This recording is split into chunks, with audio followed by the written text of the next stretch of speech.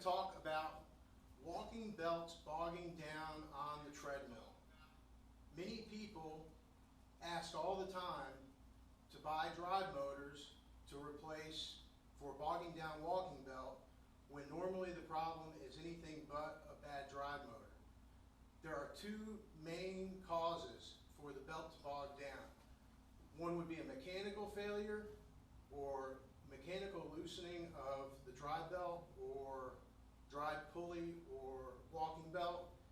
The other would be an electronic failure in the drive system, which we'll get to shortly. But first, for illustration purposes here, we have a piece of blue tape on the flywheel of the motor. If you have your treadmill started,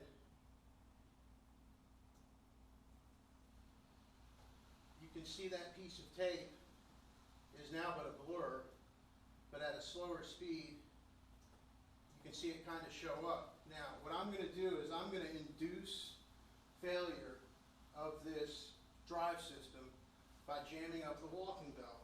And if I were to hold this, I can stop the flywheel and we can see the piece of tape. At the same time, I'm stopping the walking belt.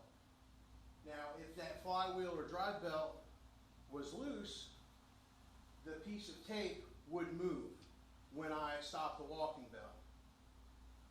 At the same time, if I were to do this and the flywheel where the piece of tape is continue to move, the problem would be in the walking belt and you would have to look at the walking belt tension.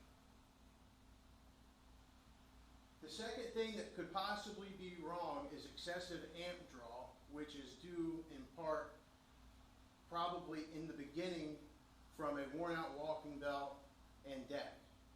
And this would, if your treadmill is passing all of these tests yet still bogging down, it's probably because the controller is hitting its current limiter and cutting power to the motor.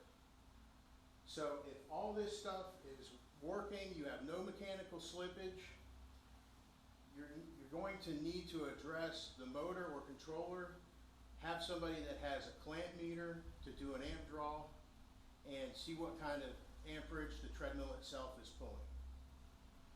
Hey Ryan, which is the most common problem? The most common problem for all this is worn out belt and deck. That places undue strain on the mechanical system and electrical system.